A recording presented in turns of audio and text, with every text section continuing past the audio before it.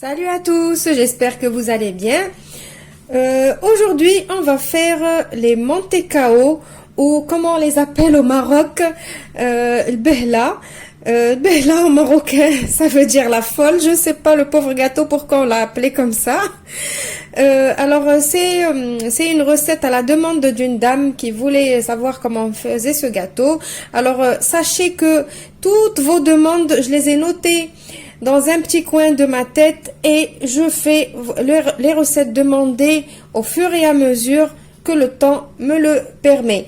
Mais avant de commencer, je vous rappelle que vous pouvez vous abonner à ma chaîne, c'est gratuit, ça me fait plaisir. Et pensez surtout à activer la petite cloche pour ne rater aucune de mes prochaines vidéos. Alors, sachant que je publie une vidéo par jour, ça veut dire une recette par jour. Donc, pour ce gâteau, il vous faut 160 ml d'huile, 100 g de sucre glace. Il vaut mieux le sucre glace pour ce gâteau. Vous allez voir, je vais vous donner de belles astuces pour réussir les mantecao. Il nous faut 300 g de farine. Là, j'ai 200 g et là, j'ai 100 g. Vous allez savoir pourquoi j'ai mis les 100 g seuls et les 200 g seuls. Un sachet de levure chimique.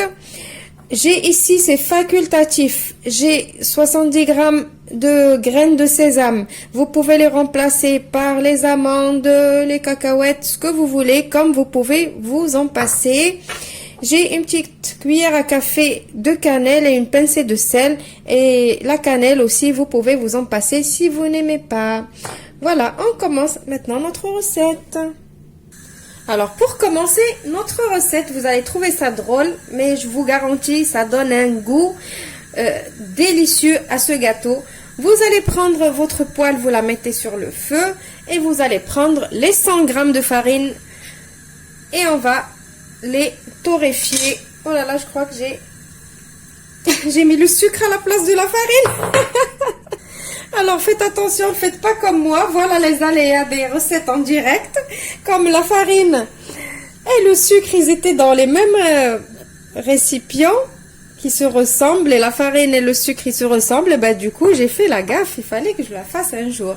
Donc, on a dit qu'on allait prendre la farine et on va la torréfier. Donc, la farine, elle va changer de couleur. Je vais faire comme ça jusqu'à ce que ma farine change de couleur.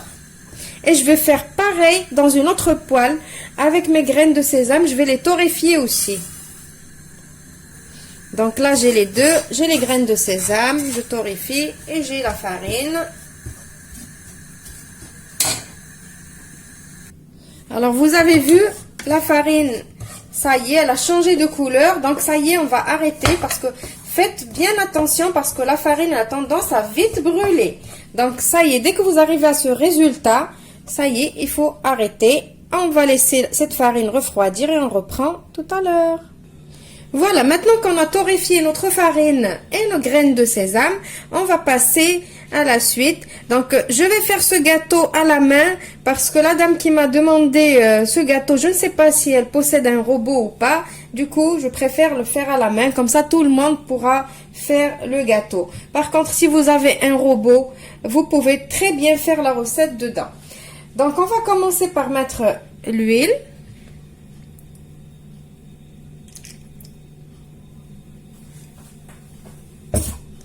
Et cette fois-ci, je vais prendre le sucre, pas la farine. Je vais mettre mon sucre dans l'huile.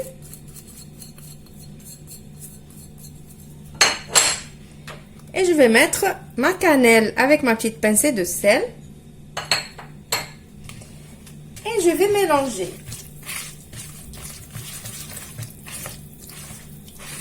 Alors là, j'ai oublié de passer mon sucre au tamis ou à la passoire. Je vais galérer pour enlever les petits grumeaux.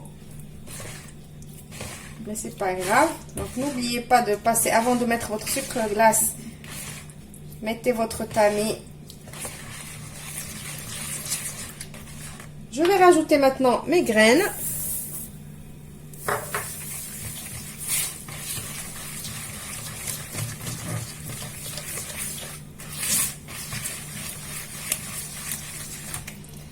Maintenant, je vais mettre mon tamis et je vais mettre ma farine blanche et la farine qu'on a torréfiée. Vous avez vu la belle couleur qu'elle a, elle a une couleur dorée, plus la levure.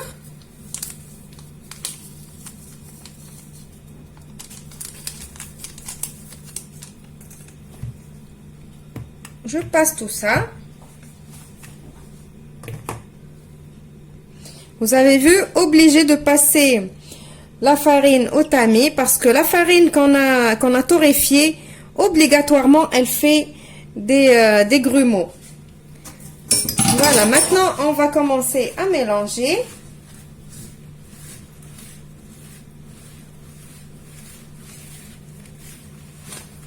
Je ne pétris pas, juste je mélange. Vous voyez déjà la couleur qu'elle prend, la pâte. Voilà, déjà vos montées KO, ils vont pas être comme ça, tout blanc, comme ça. Moi personnellement, je les aime pas blancs. Voilà, vous voyez, on obtient une pâte bien sableuse. Et là, le goût, je vous dis pas, ça va être top. Croyez-moi, essayez la recette. Donc maintenant, qu'est-ce que je vais faire? Maintenant qu'on a ramassé la pâte, je vais la laisser se reposer un petit peu. Je vais la laisser, je vais couvrir et la laisser. Déjà, regardez comment elle est belle. Vite fait, regardez. Vite fait, je peux faire des boules. Donc là, je vais juste un tout petit peu, par précaution, je vais un tout petit peu la laisser se reposer. Le temps de préparer ma plaque qui va au four. Et on se retrouve après. Voilà, maintenant après le petit repos, je commence à faire pas plus facile que ça. Je commence à prendre un petit peu de ma pâte, faire des boules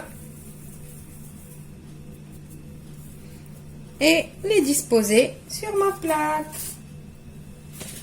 Voilà, donc là, mon four est en train de chauffer à 200 degrés. Je vais finir de faire tous mes gâteaux. Je vais enfourner à 200 degrés au milieu du four. Je vais laisser cuire une quinzaine de minutes et je vous retrouve juste après pour le résultat final. Maintenant que mes gâteaux sont sortis du four, très important, il faut les laisser refroidir sur la plaque. Refroidissement complet, sinon on ne pourrait pas les prendre. Voilà le résultat. J'ai essayé de les prendre et j'avais complètement oublié que ces gâteaux-là, il ne faut pas les toucher, il faut les laisser refroidir. Je vous retrouve après qu'ils refroidissent pour le résultat final. Voilà le résultat de mes gâteaux. Bien évidemment, je les ai laissés refroidir avant de les déplacer. Voilà, donc c'est un gâteau vraiment très friable. Si vous ne laissez pas vraiment bien refroidir, sachez que dès que vous allez commencer à les prendre, tout le dessus va commencer à craqueler.